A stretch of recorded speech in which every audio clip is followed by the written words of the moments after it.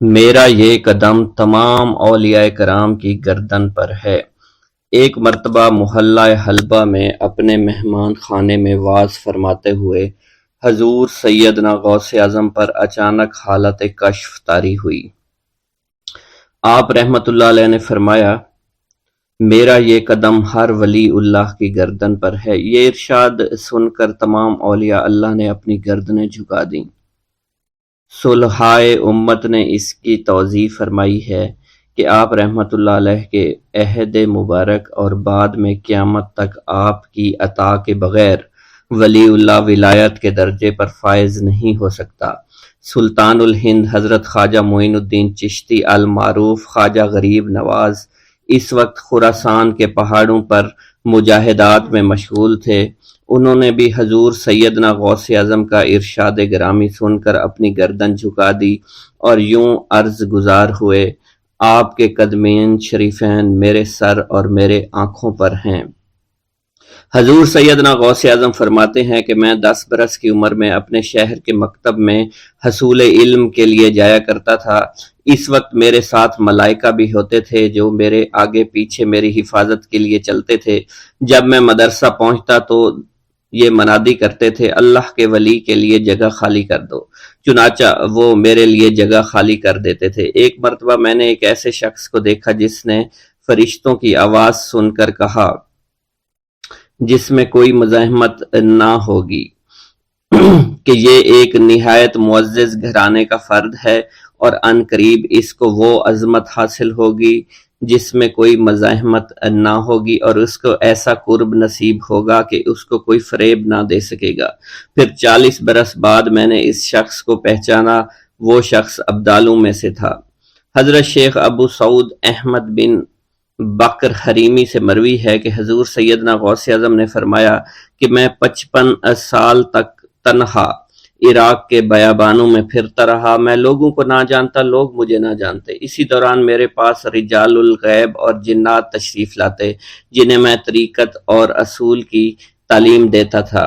ابتدا میں جب میں عراق میں داخل ہوا تو حضرت خضر میرے ہم سفر بنے، اور بعد میں اس وقت ان کو پہچانتا نہ تھا، اور اس کے ساتھ میرا معاہدہ ہوا کہ میں ان کے کسی حکم کی خلاف ورزی نہیں کروں گا۔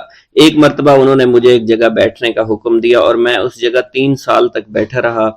سال میں ایک مرتبہ حضرت خضر میرے پاس تشریف لاتے، فرماتے کہ یہی تیرا مقام ہے جہاں تجھے پہنچایا گیا ہے۔ اس عرصہ کے دوران تمام نفسانی خواہشات مجھ پر انسانی شکل میں وارد ہوئیں، لیکن اللہ عز و جل نے مجھے ہر موقع پر استقامت عطا فرمائی اور مجھے ان خرافات سے بچائے رکھا۔ ابتدا میں میرا نفس مجاہدہ کا کوئی طریقہ اختیار کرتا تو میں اس پر قائم ہو جاتا اور کسی چیز کو قبول نہ کرتا تھا۔ ایک طویل مدت تک اپنا گلا گھونٹتے ہوئے میں مدائن کے جنگلوں میں مجاہدات میں مشغول رہا۔ حضور سیدنا غوث اعظم فرماتے ہیں کہ میں نے اپنے نفس کو مختلف مجاہدوں، مختلف ریاضتوں اور مختلف مشقتوں میں ڈالے رکھا۔ 1 سال تک میں گری ہوئی چیزیں اٹھا کر کھاتا رہا، دوسرے سال پانی پر گزارا کیا، اور تیسرے سال نہ میں نے کچھ کھایا، نہ پیا اور نہ ہی سویا۔ ایک مرتبہ شدید سردی کی وجہ سے میں ایوان کسریٰ کے کھنڈرات میں سویا تو رات بھر میں 40 مرتبہ طبیعت خراب ہوئی۔ حضور سیدنا غوث اعظم فرماتے ہیں، ہر سال ایک بزرگ آتے اور وہ مجھے جبہ دے کر چلے جاتے۔ اسی طرح میں نے بے شمار طریقوں سے دنیا اور نفس سے چھٹکارا پانے کی کوشش کی۔ لوگ مجھے دیوانہ سمجھتے تھے۔ میں برہنہ جسم جنگلوں میں چلا جاتا اور کانٹوں پر لوٹتا شور مچاتا تھا۔ میرا تمام بدن سے خون جاری ہو جایا کرتا تھا اور لوگ مجھے اٹھا کر شفا خانے لے جایا کرتے، جہاں میری حالت مزید بگڑ جاتی۔ ایک وقت ایسا بھی آیا جب مجھ میں اور مردہ میں کوئی فرق نہ تھا۔ لوگ کفن لے کر آئے، غسال کو بلوایا کہ وہ مجھے غسل دے دیں۔ ابھی انہوں نے مجھے غسل دینے کے لیے تختہ پر ڈالا ہی تھا کہ میری حالت درست ہو گئی۔ میں اٹھ کھڑا ہوا۔ طریقت کی ان پرخطر راہوں میں نہ تو میں کبھی خوف زدہ ہوا اور نہ کبھی میرا نفس مجھ پر غلبہ پا سکا، اور نہ ہی دنیا کی آرائش مجھے حیران کر سکی۔ حضور سیدنا غوث اعظم فرماتے ہیں، شیطان نے میرے گرد بے شمار جال بچھائے۔ جب میں نے اس سے کہا کہ یہ کیا ہے تو اس نے کہا، یہ دنیاوی چیزیں ہیں اور میں ان جالوں سے تم جیسوں کو شکار کرتا ہوں۔ میں نے 1 سال تک شیطان کا مقابلہ کیا، اس کے بچھائے ہوئے تمام جالوں کو ختم کر دیا۔ اس کے بعد میرے سینے کو کھول دیا گیا اور مجھ پر بے شمار خلائق ظاہر ہوئے۔ حضور سیدنا غوث اعظم فرماتے ہیں میں نے دریافت کیا کہ یہ علائق کیسے ہیں؟ جواب ملا کہ یہ خلق کے اسباب ہیں جو تم سے ملے ہوئے ہیں۔ میں سال بھر ان کی جانب متوجہ رہا یہاں تک کہ وہ مجھ سے جدا ہو گئے۔ جب مجھ پر میرا باطن ظاہر کیا گیا تو میں نے اپنے قلب کو بہت سے علائق سے ملوث پایا۔ میں نے دریافت کیا کہ یہ علائق کیا ہیں؟ جواب ملا یہ تمہارے ارادے، تمہارے اختیارات ہیں۔ چنانچہ 1 سال تک ان کی جانب متوجہ رہا کہ وہ مجھ سے دور ہو گئے۔ میرا قلب ان تمام غلاظتوں سے نجات پا گیا۔ پھر مجھ پر میرے نفس کو ظاہر کیا گیا، میں نے اس کا مشاہدہ کیا، مجھے معلوم ہوا اس کے ساتھ کچھ امراض اور بھی ہیں اور نفس کی خواہشات زندہ ہیں، نفس کا شیطان سرکش ہے۔ چنانچہ میں نے سال بھر پھر توجہ دلائی اور میرے نفس کے تمام امراض سرے سے ہی ختم ہو گئے اور اس کے شیطان نے کلمہ پڑھ لیا اور پھر میرے تمام امور اللہ کے لیے ہو گئے اور میں اپنی ہستی سے باہر نکل آیا۔ حضور سیدنا غوث اعظم فرماتے ہیں پھر میں توکل کے دروازے پر آیا تاکہ میرا مقصد پورا ہو، لیکن جب میں نے توکل کے دروازے پر پہنچا تو بے شمار لوگ موجود تھے۔ میں اس ہجوم کو چیرتا ہوا آگے بڑھا اور شکر کے دروازے پر پہنچ گیا، یہاں پر بھی لوگوں کا جمع غفیر موجود تھا، اس سے بھی چیرتا ہوا آگے بڑھا اور مشاہدہ کے دروازے پر پہنچ گیا اور یہاں پر موجود ہجوم کو چیرتا ہوا اندر داخل ہوا، حتیٰ کہ سب سے آخر میں مجھے فقر کے دروازے پر لایا گیا۔ فقر کا دروازہ خالی تھا۔ جب اس دروازہ میں داخل ہوا تو دیکھا جن جن چیزوں کو میں نے ترک کیا تھا وہ سب یہاں موجود تھیں۔ یہاں مجھے ایک بہت بڑے روحانی خزانے کی فتوحات سے نوازا گیا اور میرے لیے تمام دنیا کے خزانے کھول دیے گئے۔ مجھے روحانی عزت، دائمی فنا اور خالص آزادی عطا فرمائی گئی۔ میری تمام چیزیں جو میری ہستی اور میری صفات سب معدوم ہو گئیں اور میری ہستی کی جگہ کسی اور نے لے لی۔ حضرت شیخ ابو سعید مخزومی نے حضور سیدنا غوث اعظم کو خرقہ خلافت سے نوازا اور فرمایا اے عبد القادر، یہ وہ خرقہ ہے جو حضور نبی کریم صلی اللہ علیہ وسلم نے حضرت سیدنا علی المرتضیٰ کو عطا فرمایا، اور حضرت سیدنا علی المرتضیٰ نے یہ خرقہ حضرت خواجہ حسن بصری کو عطا فرمایا تھا، جس سے ہوتا ہوا یہ خرقہ مجھ تک پہنچا، اور یہ تمہاری امانت تھی جو میں نے تم تک آج پہنچا دی ہے۔ حضور سیدنا غوث اعظم نے جب خرقہ مبارک کو زیب تن کیا تو آپ پر بے شمار انوار و تجلیات کی بارش ہونا شروع ہو گئی۔ حضور سیدنا غوث اعظم نے حضرت شیخ ابو سعید مخزومی کے مدرسہ میں تدریسی فرائض سر انجام دینا شروع کر دیے۔ آپ کے لیے فی الحال تدریسی مصروفیات کے علاوہ کوئی کام نہ تھا۔ آپ کی شبانہ روز کی محنت سے آپ کے نام کا شعرہ کچھ ہی دنوں میں سارے بغداد میں پھیل گیا۔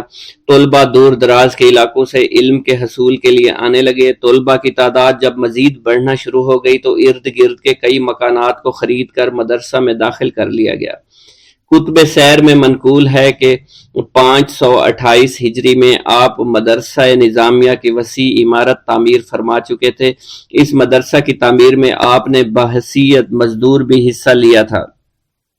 حضرت شیخ ابو الخشاب سے مروی ہے کہ میں جوانی میں جب علم نحو پڑھ رہا تھا تو لوگوں نے مجھے حضور سیدنا غوث اعظم کے پاس جانے کا مشورہ دیا، اور اس کی وجہ سے مجھے بھی اشتیاق ہوا کہ میں آپ کا واز سنوں۔ ایک مرتبہ کچھ لوگوں کے ہمراہ آپ کی مجلس میں دوستوں کے ہمراہ حاضر ہوا۔ آپ نے میری جانب توجہ کرتے ہوئے فرمایا ہماری صحبت اختیار کر لو۔ چنانچہ میں نے آپ کے فرمان کے مطابق آپ کی صحبت کو اختیار کر لیا۔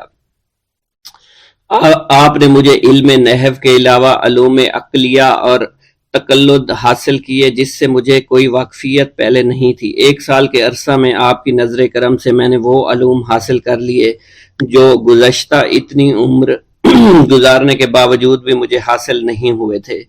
منقول ہے حضرت شیخ بقا بن بطو، شیخ علی بن ہیتی اور شیخ کیلوی جب حضور سیدنا غوث اعظم کے مدرسہ میں آتے تو جھاڑو دیا کرتے تھے اور چھڑکاؤ کرتے تھے، لیکن آپ کی اجازت کے بغیر کبھی اندر داخل نہ ہوتے تھے۔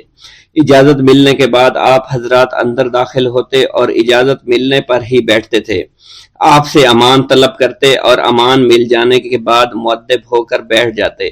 جس وقت آپ کہیں جانے کا ارادہ کرتے تو یہ حضرات سواری کے ہمراہ چلتے۔ آپ انہیں اس فعل سے منع فرمایا کرتے تھے اور کہتے تھے کہ ہمیں آپ کے ذریعے قرب الہی حاصل ہوا ہے۔ حضرت شیخ محمد قائل الادنیٰ سے مروی ہے کہ ایک مرتبہ حضور سیدنا غوث اعظم سے دریافت کیا گیا کہ آپ کی بزرگی اور عظمت کا راز کیا ہے؟ آپ نے فرمایا کہ میں کبھی جھوٹ نہیں بولتا اور کبھی کسی سے کذب بیانی نہیں کرتا۔ خطبہ کا آغاز حمد و ثنا سے کیا کرتے تھے۔ حضور سیدنا غوث اعظم کے صاحبزادے حضرت شیخ سید عبد الرحمن فرماتے ہیں کہ والد بزرگوار اپنے وعظ کے دوران الحمدللہ رب العالمین کہہ کر خاموش ہو جاتے اور دوبارہ کہہ کر سکوت فرماتے تھے اور تیسری مرتبہ کہنے کے بعد کچھ دیر توقف فرماتے، اور آپ کی محفل میں تمام اولیاء حاضر و ناظر اور خاموش ہو جایا کرتے تھے۔ پھر آپ کی محفل میں اولیاء ملائکہ ایک کثیر تعداد میں آ جاتے جو محفل کے بعد نظر نہیں آیا کرتے تھے۔ آپ اپنے خطاب کو یوں شروع فرماتے: تمام تعریفیں اللہ کے لیے ہیں، اس کی مخلوق کی تعداد اس کے عرش کے وزن کے مطابق، اور بے حد تعریفیں جس سے اس کی ذات راضی ہو جائے، اس کے کلمات کی روشنی کے مطابق، اس کے علم کے مطابق، اس کی مرضی اور منشا کے مطابق، اور اس کی مخلوق کے مطابق جسے اس نے پیدا کیا وہی عالم الغیب ہے، رحمان و رحیم ہے۔ میں گواہی دیتا ہوں اس کے سوا کوئی عبادت کے لائق ہی نہیں ہے، اور تمام کائنات اس کی تخلیق ہیں، تمام تعریفیں اسی کے لیے ہیں۔ وہ زندہ ہے، ہمیشہ زندہ رہے گا، اسے موت نہیں آتی بلکہ وہ مارتا ہے۔ تمام بھلائیاں اسی کے لیے ہیں اور واحد ہے، یکتا ہے، کوئی شریک نہیں ہے، کوئی وزیر نہیں ہے۔ اس نے نہ کسی کو جنا ہے اور نہ ہی اسے کسی نے جنا ہے۔ وہ بلند و بالا ہے، اس جیسا کوئی نہیں۔ میں اس کی گواہی دیتا ہوں حضور نبی کریم صلی اللہ علیہ وآلہ وسلم اللہ کے رسول، اللہ کے پیغمبر ہیں۔ وہ تمام مخلوقات سے افضل ہیں۔ اللہ عز و جل نے ان کی ہدایت دے کر ان کو بھیجا تاکہ وہ دین اسلام کو تمام ادیان پر بلند کریں، خواہ مشرکین اس کو برا سمجھیں۔ اللہ راضی ہو خلیفہ اول حضرت سیدنا ابو بکر صدیق سے، جن کی تائید حق کے ساتھ تھی، جن کو حضور نبی کریم نے عقیق کا لقب دیا، جو پاک تھے، پاکیزہ نسل سے تعلق رکھتے تھے، جنہوں نے ہر موقع پر حضور نبی کریم صلی اللہ علیہ وسلم کی حمایت کی اور ان کی تصدیق فرمائی، اور اب بھی نبی کریم کے ہمراہ ابدی آرام فرما رہے ہیں۔ اللہ راضی ہو خلیفہ دوم حضرت سیدنا عمر فاروق رضی اللہ تعالی عنہ سے، جنہوں نے عمل کثیر کیے، جنہوں نے حق کو بلند کیا، جنہوں نے فیصلے کے لیے جن کو منتخب کیا گیا، جنہوں نے ہمیشہ حق بات کا ساتھ دیا، اور وہ بھی حضور نبی کریم صلی اللہ علیہ وسلم کے ہمراہ ابدی آرام گاہ میں آج بھی موجود ہیں۔ اللہ راضی ہو خلیفہ سوم حضرت سیدنا عثمان غنی رضی اللہ تعالی عنہ سے، جنہوں نے اپنے مال سے مسلمانوں کی امداد کی، قرآن مجید کی ترتیب و اشاعت احسن طریقے سے فرمائی، جنہوں نے امامت اور قرت سے محراب کو، منبر کو مزین کیا، اور جو افضل الشہداء ہیں اور فرشتے بھی ان سے حیا کرتے ہیں۔ اللہ راضی ہو خلیفہ چہارم حضرت سیدنا علی المرتضیٰ سے، جو شجاعت و جواں مردی میں بے مثل ہیں، حضور نبی کریم صلی اللہ علیہ وسلم کے چچا زاد بھائی اور داماد ہیں۔ آپ دین اسلام کے امام و عالم ہیں، اور جن کے لیے حضور نبی کریم صلی اللہ علیہ وسلم نے فرمایا کہ میں تم پر فدا ہو جاؤں۔ اللہ راضی ہو حسنین کریمین حضرت سیدنا امام حسن امام حسین سے، جن کی نیکیاں تا حشر قائم رہنے والی ہیں اور جن کے مراتب بے مثل ہیں۔ اللہ نے ان کے قلوب کو نیکیوں کی جانب مائل کیا۔ اے اللہ تو ہمارے رازوں اور دلی کیفیات سے واقف ہے، ہمیں ہر عمل کرنے اور برائی سے بچنے کی توفیق عطا فرما، اور ہمیں گناہوں کی لذت سے بچا، ہمیں اپنے ما سوا سے محفوظ رکھ اور اپنی مشغولیت عطا فرما۔ بے شک اللہ کے سوا کوئی عبادت کے لائق نہیں، جو چاہتا ہے وہی ہوتا ہے، اور وہی قوی اور وہی عظیم ہے۔ اے اللہ ہمیں غفلت سے بچا اور ہمارے اوپر وہ بوجھ نہ ڈال جو تو نے پہلی امتوں پر ڈالا۔ اے ہمارے رب العالمین ہمیں معاف فرما اور ہماری مغفرت عطا فرما، کیونکہ تو ہی ہمارا رب ہے، تو ہی ہمارا مولا ہے، آمین۔ حضرت شیخ عبداللہ جبائی کا قول ہے کہ حضور سیدنا غوث اعظم رحمت اللہ علیہ نے مجھ سے ارشاد فرمایا کہ میرے نزدیک کھانا کھلانا اور حسن اخلاق افضل اور اعلیٰ ہیں۔ آپ کے پاس کبھی پیسہ نہیں ٹھہرا کرتا تھا، اگر صبح کے وقت آپ کے پاس 1000 دینار آ جاتے تو شام تک وہ غریبوں اور محتاجوں میں تقسیم ہو جایا کرتے تھے۔ حضور سیدنا غوث اعظم کی پرورش نہایت ہی بابرکت ماحول میں ہوئی۔ آپ نے ابتدا میں گوشہ نشینی اختیار کی اور خود کو دنیاوی غلاظتوں سے پاک رکھا۔ آپ نے 51 برس کی عمر میں شادی کی۔ جب آپ سے اس بارے میں دریافت کیا گیا تو آپ نے فرمایا، جب مجھے حضور نبی کریم صلی اللہ علیہ وسلم نے نکاح کی اجازت دی تو میں نے نکاح کر لیا۔ حضور سیدنا غوث اعظم نے اپنی ذات کو اللہ عز و جل کی خوشنودی کے لیے وقف کر رکھا تھا۔ آپ کی راتیں جاگ کر گزرا کرتی تھی اور ساری رات آپ مراقبہ اور مشاہدہ میں گم ہوا کرتے تھے۔ آپ کی عادت مبارکہ تھی کہ آپ سجدہ کو دراز کیا کرتے تھے اور بیٹھ کر مراقبہ فرمایا کرتے تھے۔ اسی دوران آپ کا جسم مبارک نورانی شعاؤں کے زیر اثر ہوتا اور کئی مرتبہ آپ نورانی شعاؤں میں غائب ہو جایا کرتے تھے۔ حضرت شیخ ابو عبداللہ بن حسنین بن ابی الفضل فرماتے ہیں کہ حضور سیدنا غوث اعظم کے بعض دہقانی مریدین ہر سال آپ کے لیے گیہوں بوتے تھے اور جائز طریقہ سے اسے پالتے تھے۔ پھر آپ کے بعض مریدین اسے پیستے اور آپ کے لیے ہر روز 4-5 روٹیاں پکاتے اور شام کو آپ کے پاس روٹیاں لے کر آیا کرتے تھے۔ آپ حاضرین میں ایک ایک ٹکڑا تقسیم کر دیتے اور جو بچ جاتا وہ اپنے لیے رکھ لیا کرتے تھے۔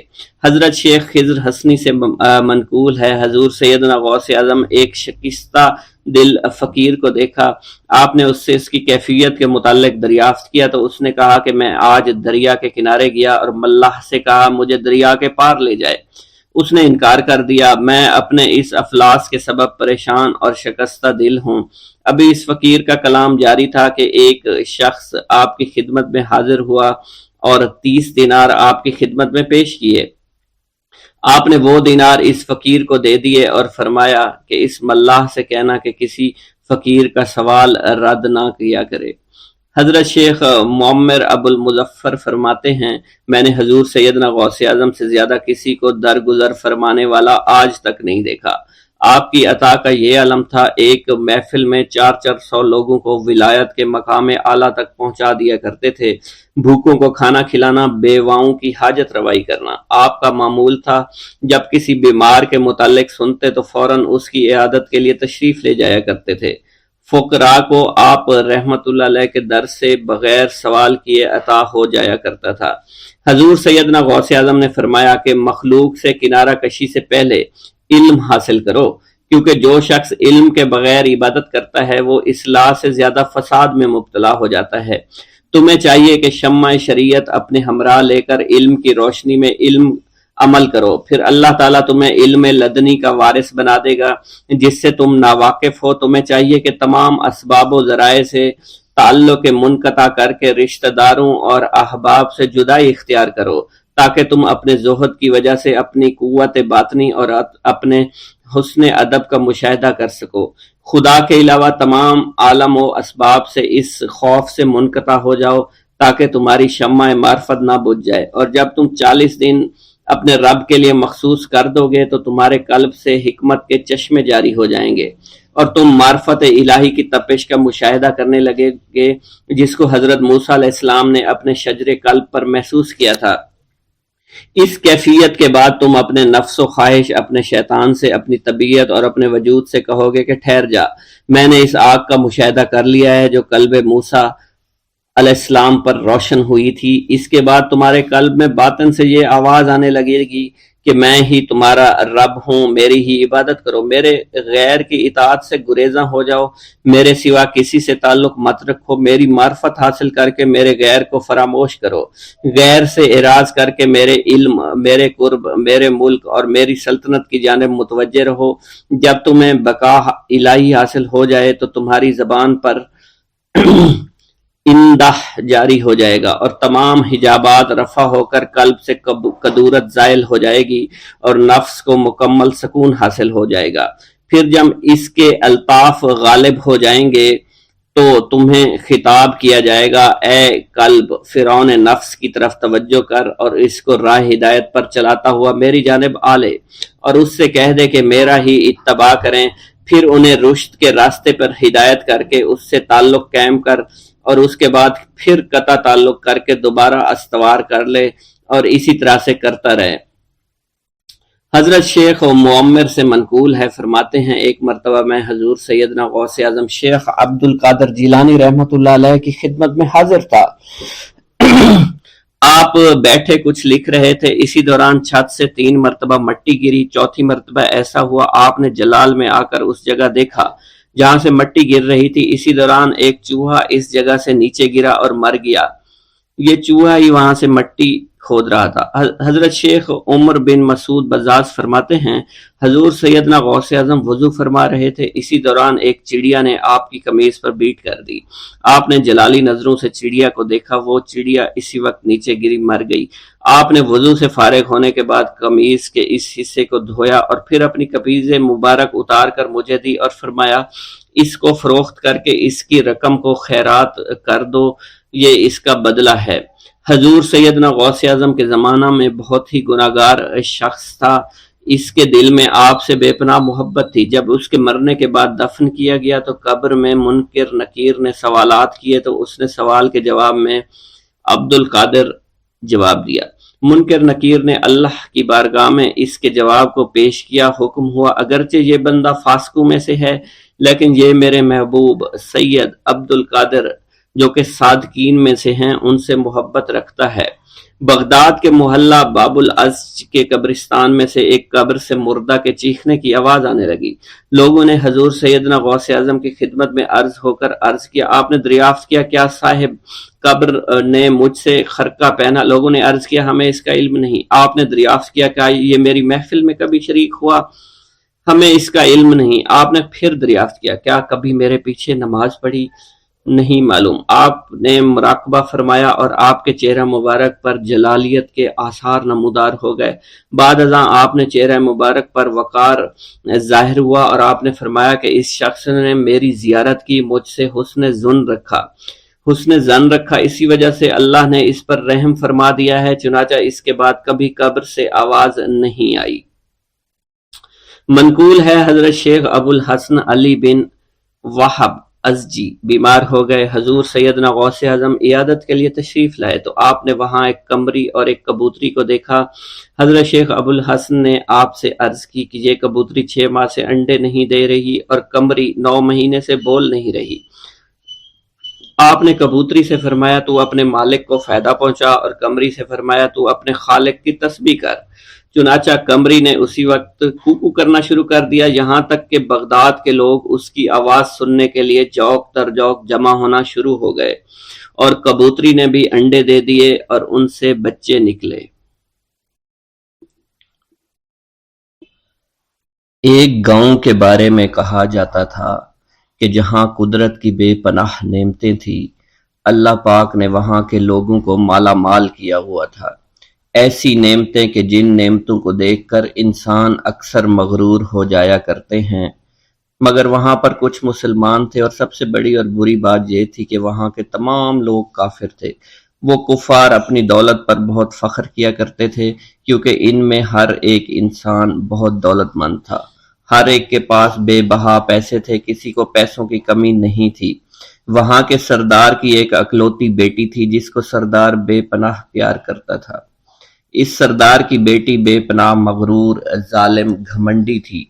وہاں پر غریب لوگ صرف مسلمان ہی تھے، تمام کافر ایک دوسرے کی مدد کیا کرتے تھے، لیکن مسلمانوں کی مدد کرنے والا وہاں پر کوئی نہ تھا۔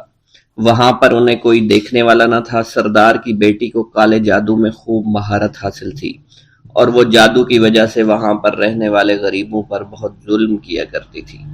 تمام مسلمان اس سے بے حد پریشان تھے اور وہ لوگوں کو غلام بناتی اور مزدور بناتی تھی۔ اگر ان میں کوئی اس کی بات نہ مانتا تو اس کو قیدی بنا کر اپنے اشاروں پر نچایا کرتی تھی۔ اس بستی میں چونکہ اکا دکا مسلمان تھے جن کا کوئی پرسان حال نہیں تھا،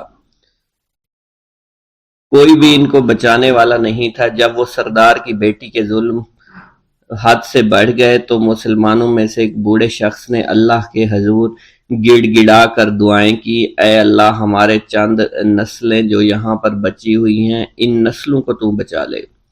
یہ سردار کی بیٹی جس نے ہمارا جینا دشوار کر رکھا ہے، یہاں کوئی بھی انسان ہمارا حال نہیں پوچھتا اور نہ ہی ہمارے پاس مال و دولت ہے اور نہ ہی ہمارے پاس جسمانی طاقت بچی ہے۔ یا اللہ ہمارے لیے کوئی ایسا بندہ بھیج جو نہ صرف طاقتور ہو بلکہ اس جادوگرنی یعنی سردار کی بیٹی کو بھی ہرا سکے۔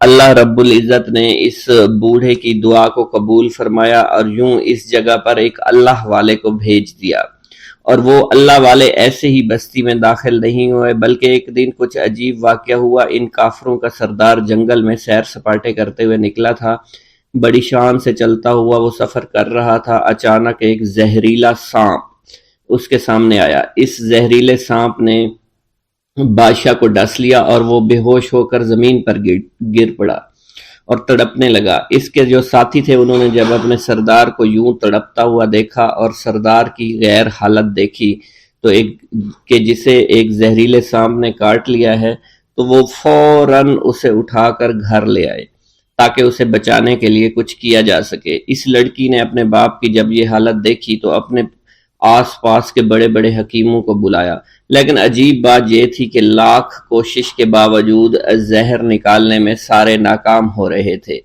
اور زہر تیزی کے ساتھ اس کے جسم میں پھیلتا چلا جا رہا تھا۔ لیکن اسی وقت وہاں ایک درویش کی آمد ہوئی، ایک اللہ والے آئے، ان اللہ پاک نے اس مقصد کے تحت وہاں بھیجا تھا۔ اس اللہ کے ولی نے سردار کے گھر پر پہنچ کر دروازے کو کھٹکھٹایا۔ نوکروں نے پوچھا کون ہو، کس سے ملنا ہے؟ اس نے کہا میں نے سنا ہے کہ یہاں کے سردار کو سانپ نے ڈس لیا ہے۔ نوکر کہنے لگے کہ تمہیں کیسے پتا چلا کہ یہاں کے سردار کو سانپ نے ڈس لیا ہے؟ تم تو ہمیں اجنبی لگتے ہو، ہم نے تمہیں آج تک یہاں نہیں دیکھا ہے۔ اس نے کہا میں مسافر ہوں اور مجھے خبر ملی ہے کہ یہاں کے سردار کو ایک زہریلے سانپ نے ڈس لیا ہے اور کوئی بھی اس کا علاج نہیں کر پا رہا۔ نوکروں نے کہا تم کون ہو؟ اللہ والے نے کہا میں حکیم ہوں اور میں ان کے علاج کی غرض سے یہاں آیا ہوں۔ وہ نوکر اللہ والے کی حالت دیکھ کر ہنسنے لگے کیونکہ آپ نے پھٹے پرانے کپڑے پہن رکھے تھے اور دیکھنے سے بہت غریب معلوم ہوتے تھے۔ وہ نوکر کہنے لگے کہ اتنے بڑے سردار کا علاج کرو گے؟ ارے یہاں تو اس کے پاس بڑے بڑے حکیم بلائے گئے ہیں، ہمارے سردار کے پاس پیسوں کی کوئی کمی نہیں ہے، اور وہ تم جیسے غریب سے بھلا کیوں علاج کروائیں گے؟ درویش نے کہا اگر تم چاہتے ہو تمہارے سردار کی جان بچ جائے پھر مجھے اندر جانے دو۔ غلام کہنے لگا ٹھیک ہے ہم اندر جا کر اجازت لے کر آتے ہیں۔ نوکر اندر گئے، سردار کی بیٹی سے کہا ایک غریب آیا ہے، کپڑوں سے فقیر معلوم ہوتا ہے لیکن کہتا ہے میں سردار کا علاج کر سکتا ہوں اور میں سردار کا علاج کروں گا۔ جو زہر تیزی کے ساتھ جسم میں پھیل رہا ہے میں اس کو باہر نکال پھینک کروں گا۔ اس کی بیٹی کہنے لگی ٹھیک ہے بلا لو۔ جب وہ اللہ والے اس کے گھر کے اندر گئے تو دیکھا سردار تڑپ رہا تھا، ٹانگ کو بار بار بستر پر پٹخ رہا تھا۔ اللہ والے نے اس کے پیر کی طرف دیکھا جہاں سانپ نے اس کو کاٹا تھا، اسی جگہ اللہ والے نے تھوک دیا، فوراً وہاں سے بھاگ گئے۔ اس کے سارے سپاہی اس کی بیٹی دیکھ کر حیران رہ گئے کہ یہ بھلا کون سا دیوانہ ہے، کمرے میں آیا علاج کی بجائے اسی جگہ پر تھوک دیا جہاں صرف کاٹا تھا اور بھاگ بھی گیا، اس کو کوئی گرفتار نہیں کر سکا۔ سردار کی بیٹی غصے میں تل ملا اٹھی کہ اس نے جو گستاخی کی ہے اس کی کوئی بات نہیں، تھوک کو میں صاف کروا دوں گی مگر اس کو تو میں ابھی گرفتار کرواتی ہوں۔ اور اس نے اپنے سردار کے ایک نوکر سے کہا کہ اس تھوک کو صاف کرو۔ اس نوکر نے تھوک کو صاف کرنے کی بجائے اس کو اچھی طرح سے ٹانگ پر مل دیا۔ لڑکی نے کہا کیا کر رہے ہو؟ اس فقیر نے میرے باپ کی ٹانگ پر تھوک دیا، اب اس تھوک کو تم مل رہے ہو؟ حکیم نے اپنے ہاتھ کے اشارے سے سردار کے بیٹے کو روک دیا۔ جیسے اس تھوک کو سردار کی ٹانگ پر ملا گیا فوراً سارا زہر ختم ہو گیا۔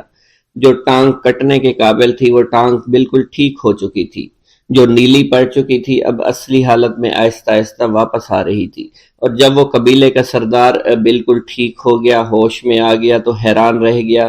اسے بتایا کہ فقیر بابا کے تھوک کی وجہ سے آپ ٹھیک ہوئے ہیں۔ اس نے کہا وہ بزرگ تو ہمارے لیے مسیحا ہے، تم لوگوں نے انہیں جانے کیوں دیا؟ انہیں میرے پاس لے کر آؤ، انہوں نے ہم پر بہت بڑا احسان کیا ہے، ہم اس کے احسان کا بدلہ ضرور چکائیں گے۔ اس کی بیٹی جو خاموشی سے باپ کو دیکھ رہی تھی اس نے کچھ بھی نہ کہا۔ گاؤں کے سردار کے کہنے پر سارے سپاہی اللہ والے کو ڈھونڈنے کے لیے نکل گئے۔ وہ چاروں طرف پھیل گئے لیکن کہیں بھی اللہ والے کا پتہ نہیں چل رہا تھا۔ پھر جب سپاہی تلاش کرتے کرتے جنگل میں داخل ہوئے، وہاں ایک درخت کے نیچے ایک آدمی کو عبادت کرتے ہوئے دیکھا۔ وہ غور سے اس کو دیکھ رہے تھے اور کہہ رہے تھے، یہ کس طرح کی عبادت کر رہے ہیں؟ ہم لوگ تو اپنے بتوں کے آگے ہاتھ جوڑتے ہیں، یہ نہ جانے کس کو سجدہ کر رہے ہیں۔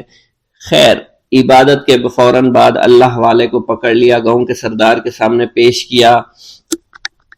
وہ کہنے لگا، آپ کون ہیں اور کہاں سے آئے ہیں؟ سب سے پہلے تو میں گستاخی کی معافی چاہتا ہوں، میرے لوگوں نے آپ کے ساتھ بڑی بدتمیزی کی، لیکن آپ کی وجہ سے آج میں زندہ ہوں۔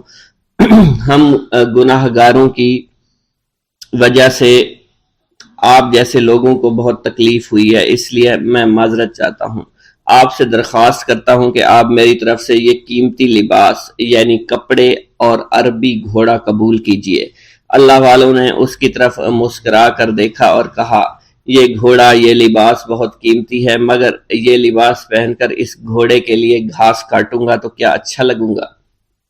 سردار نے کہا، فکر نہ کریں، گھوڑے کے ساتھ ساتھ ہم آپ کو نوکر بھی دیں گے۔ اللہ والے نے کہا کہ اتنی مال و دولت اور نوکروں کے ساتھ میں اکیلا رہوں گا؟ گاؤں کا سردار بولا، حضور آپ کی یہ بات سن کر میں سوچ میں گم ہو گیا ہوں، لیکن یہ میری بیٹی آپ کے سامنے حاضر ہے۔ بیٹی حیرت سے اپنے باپ کو دیکھ رہی تھی کہ میرا باپ اب کیا کہنے والا ہے۔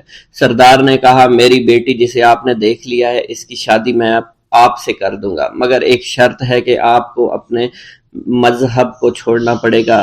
میرے سپاہیوں نے آپ کو عبادت کرتے ہوئے دیکھا ہے، جہاں تک ہمارے معمولات ہیں ہم بتوں کے آگے سجدہ کرتے ہیں اور ان کی عبادت کرتے ہیں، اور آپ جس کے آگے سجدہ کرتے ہیں وہ اللہ ہے، یعنی آپ مسلمان ہیں، اس لیے آپ کو اپنا مذہب چھوڑنا پڑے گا۔ کیا آپ ایسا کر سکتے ہیں؟ اللہ والے نے کہا کہ مجھے ایک بات بتائیے، آپ سب کچھ دیکھ رہے ہیں، آپ نے مجھے یہ بھی دعا دی کہ میری اولادیں ہوں اور آپ کی نسل آپ کی بیٹی سے چلے گی۔ مجھے ایک بات بتائیں، اگر ان بچوں میں سے کسی بچے کو خدا نہ خواستہ کچھ ہو گیا تو کس کو رونا پڑے گا؟ سردار نے جواب دیا، اگر خدا نہ خواستہ کچھ ایسا ہوا تو رونا مجھ کو ہی پڑے گا۔ اللہ والا نے مسکرا کر کہا، اگر یہ سارا مال لے کر مجھے رونا ہی پڑا تو آپ اپنا گھوڑا، اپنی دولت، اپنی بیٹی، ہر چیز اپنے پاس رکھ لو۔ میں خوش ہوں، میں مسلمان ہوں، میں ٹھیک ہوں۔ اگر یہ تمام چیزیں لے کر مجھے اپنا محلہ چھوڑنا پڑے تو میں اپنی جان دے کر بھی اپنے مذہب کو نہیں چھوڑوں گا۔ جس طرح آپ نے مجھے نوازا ہے، میں اسی رب کے دین کو چھوڑ کر چلا جاؤں گا۔ صرف چند پیسوں کی خاطر میں ہر دن پیسہ نہیں کر سکتا، اور اپنی درویشی میں بہت خوش ہوں۔ اللہ نے مجھے جس مقصد کے لیے بھیجا تھا وہ میرا مقصد پورا ہو جائے گا۔ گاؤں کے سردار نے پوچھا، یہ کہہ کر وہ اللہ والے جانے لگے تو سردار نے درویش کو رک جانے کا کہا اور کہنے لگے، میں نے مال دے کر تمہیں آزمایا اور تمہیں پرکھا، لیکن تم اپنے مذہب کو چھوڑنے پر راضی نہیں ہو۔ اگر تم یہی سب کرنے آئے تھے تو تمہیں اس بات کا ڈر نہیں؟ کیا تم نہیں جانتے ہم کتنے طاقتور ہیں، اور میری بیٹی اپنے عمل میں اتنی ماہر ہے کہ تمہیں یہاں کھڑے کھڑے ابھی جنگلی جانور بنا سکتی ہے۔ اللہ والے نے کہا کہ اس نے جنگلی جانور کمزور لوگوں کو بنایا ہوگا، یہ مجھے جانور بنا کر تو دکھائے۔ اس سے پہلے کہ گاؤں کا سردار اپنی بیٹی سے کچھ کہتا کہ اس پر وار کرو، اللہ والے نے جادوگرنی پر ایسی پھونک ماری کہ وہ اسی وقت ایک بہت بڑی چھپکلی بن گئی۔ وہ کچھ بھی نہیں کر پا رہی تھی، وہ چھپکلی اتنی بڑی تھی کہ وہاں پر جتنے بھی انسان کھڑے تھے ان سب میں سب سے زیادہ اونچا اس کا قد تھا۔ وہ چھپکلی اللہ والے کے پاس آئی، اپنا زہر اس پر اگلنا چاہتی تھی کہ اسی وقت اس نے اس کے منہ پر تھوک دیا۔ تھوکنے کی دیر تھی، وہ چھپکلی جلنے لگی اور جس سے گرمی کی وجہ سے اس کا چہرہ پگھل رہا تھا، اس کا چہرہ جل کر کالا ہو چکا تھا۔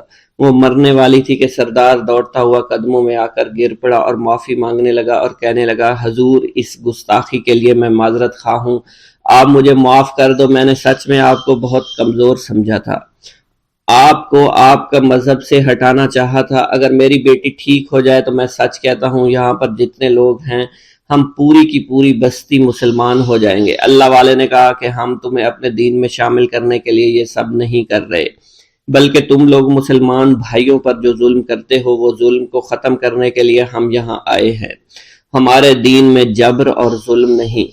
اگر تمہارے بیٹی سے انسان بن کر سدھر جاتی ہے تو اس کو اس کی اصلی حالت میں لانے کے لیے میں خود کو اللہ کی بارگاہ میں پیش کروں گا اور دعا کروں گا۔ سردار کہنے لگا کہ ہاں میری بیٹی اصلی حالت میں اگر آ جائے تو پھر ہم کسی پر ظلم و ستم نہیں کریں گے، اور میں دل سے اپنی بیٹی کے لیے معافی چاہتا ہوں۔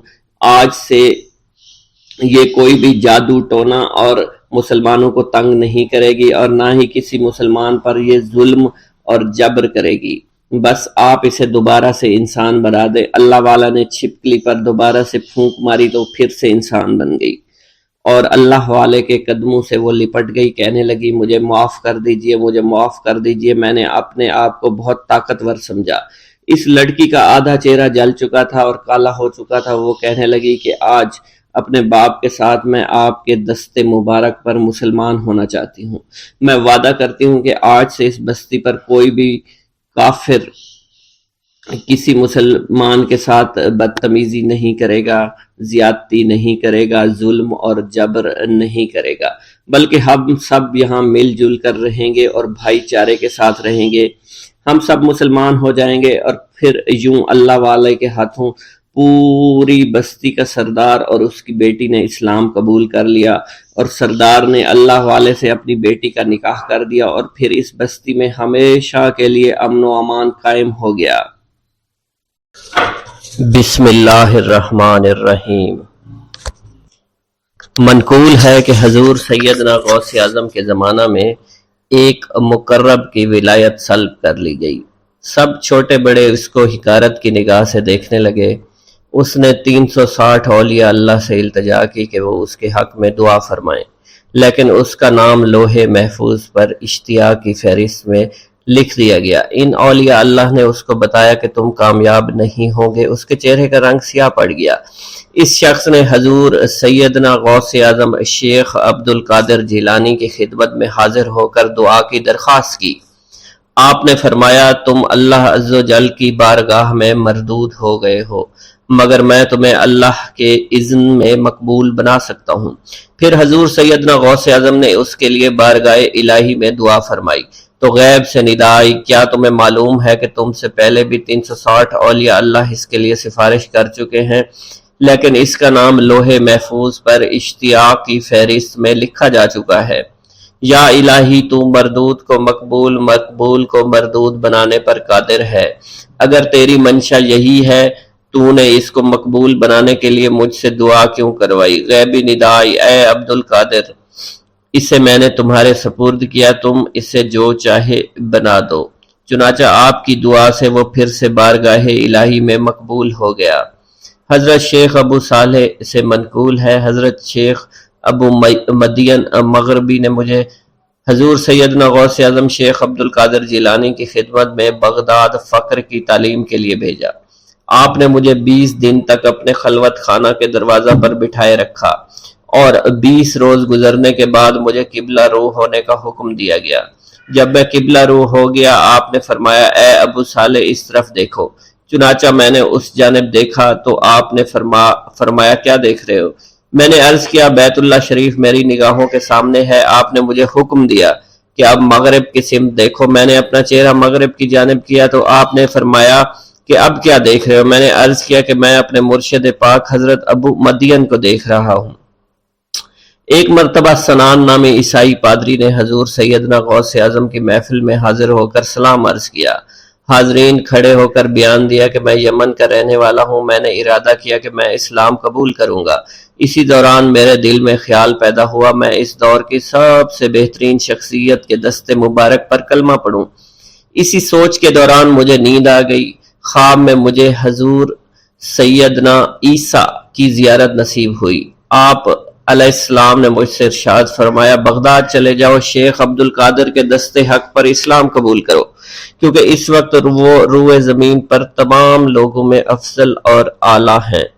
حضرت شیخ عمر الحکیمانی سے منقول ہے، ایک مرتبہ حضور سیدنا غوث اعظم کی خدمت میں 13 لوگ دائرہ اسلام میں داخل ہونے کے لیے حاضر ہوئے۔ ان لوگوں نے بیان کیا کہ ہم عرب کے عیسائی ہیں اور ہم نے کلمہ پڑھنے کا ارادہ کر لیا ہے۔ ابھی یہ سوچ ہی رہے تھے کہ کس مرد کامل کے دست حق پر کلمہ پڑھیں گے۔ ہمیں ہاتف غیب سے آواز سنائی دی کہ بغداد جا کر شیخ عبد القادر جیلانی کے دست مبارک پر کلمہ پڑھو۔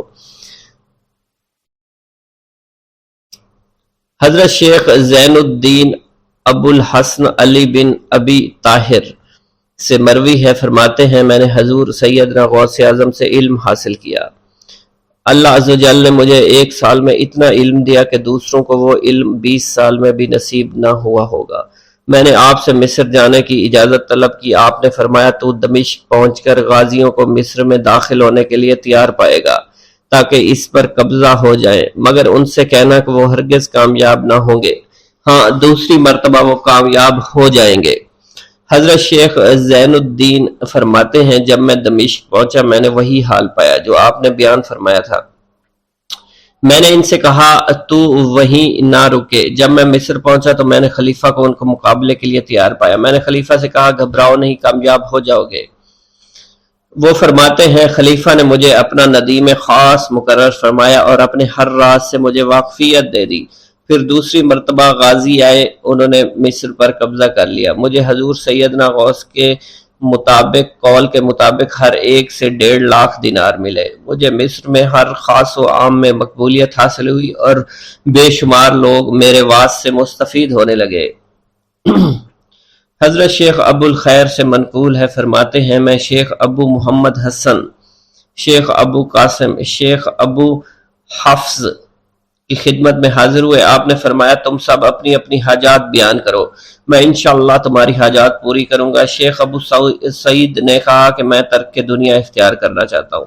شیخ ابن قائد وانی نے کہا کہ مجھے مجاہدے کی قوت عطا کر دیجئے۔ شیخ بزاز نے کہا خوف الہی چاہتا ہوں۔ شیخ فارسی نے کہا اللہ کے ساتھ میرا ایک حال ہے جسے میں کھو بیٹھا ہوں، چاہتا ہوں میرا وہ حال لوٹ آئے۔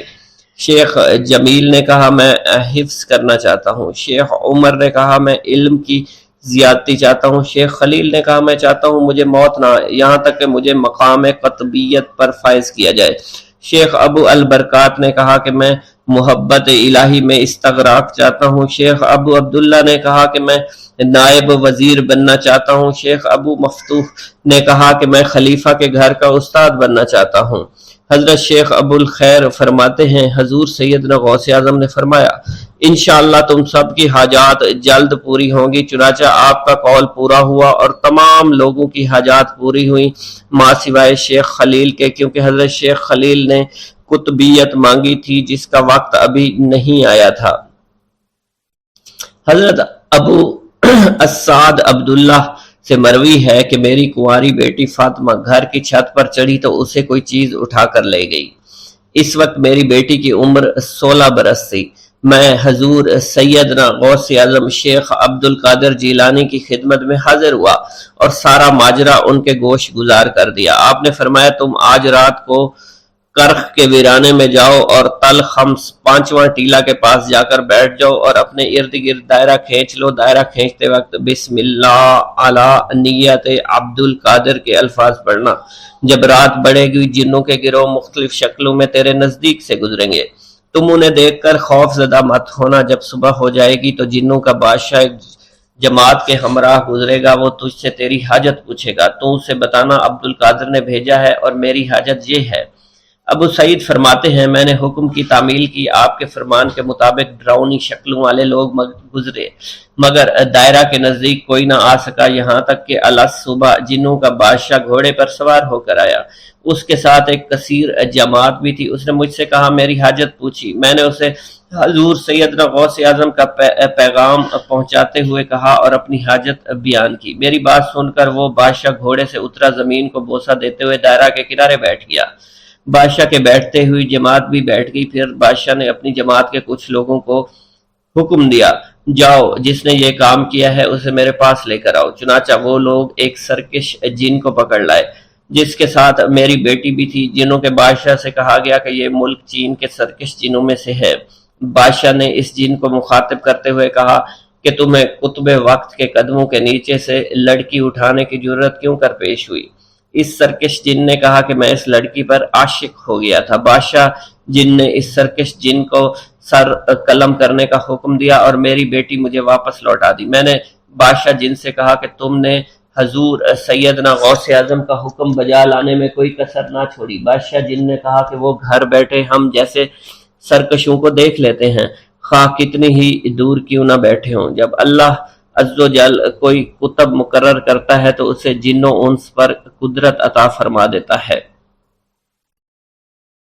تفریح الخاطر میں منقول ہے، حضور سیدنا غوث اعظم کے وصال کے بعد ایک شخص جو کہ عرصہ دراز سے مرشد کامل کی تلاش میں تھا اور وہ آپ کا شورا سننے کے بعد آپ کی خدمت میں بغداد شریف پہنچا۔ جب اس شخص کو معلوم ہوا کہ آپ وصال فرما گئے ہیں تو وہ آپ کی قبر مبارک پر حاضر ہوا اور آداب زیارت بجا لایا۔ آپ اپنی قبر مبارک سے باہر تشریف لائے، اس کا ہاتھ پکڑ کر اسے سلسلہ عالیہ قادریہ میں بیعت فرما دیا اور اس کی جانب خصوصی توجہ فرمائی۔ حضرت ابو بکر ارکیمی فرماتے ہیں، میں ابتدائی عمر میں شتر بانی کا کام کیا کرتا تھا۔ ایک مرتبہ مجھے ایک شخص کے ساتھ حج کرنے کا اتفاق ہوا۔ اس شخص کو یہ خطرہ لاحق ہوا کہ وہ عنقریب مر جائے گا۔ اس نے مجھے ایک چادر اور 10 دینار دیے اور فرمایا، یہ میری امانت تم بغداد شریف واپس جا کر حضور سیدنا غوث اعظم شیخ عبد القادر جیلانی رحمۃ اللہ علیہ کی خدمت میں پیش کر دینا۔ حضرت ابو بکر الکیمی فرماتے ہیں کہ میں اس وصیت کے کچھ دنوں بعد اس شخص کا انتقال ہو گیا۔ میں جب بغداد شریف تشریف لایا تو لالچ میں پھنس گیا۔ میرے دل میں خیال آیا ان چیزوں کے متعلق کسی کو کچھ علم نہیں ہے، چنانچہ میں نے وہ چادر اور 10 دینار اپنے پاس رکھ لیے۔ ایک دن میں بازار سے گزر رہا تھا، میری ملاقات حضور سیدنا غوث اعظم سے ہوئی۔ میں نے آپ کو سلام کیا، آپ نے میرا ہاتھ پکڑ کر فرمایا، تم نے 10 دیناروں کے لیے بھی اللہ کا خوف نہیں کیا، میری امانت اپنے پاس رکھ لی اور میرے پاس اپنی آمد و رفت بھی ختم کر لی۔ حضرت ابو بکر ارکیمی فرماتے ہیں کہ حضور سیدنا غوث اعظم کی بات سن کر مجھ پر غشی طاری ہو گئی اور جب مجھے ہوش آیا میں نے وہ چادر اور 10 دینار لا کر آپ کی خدمت میں پیش کیے اور معافی کا خواستگار ہوا۔ واللہ عالم۔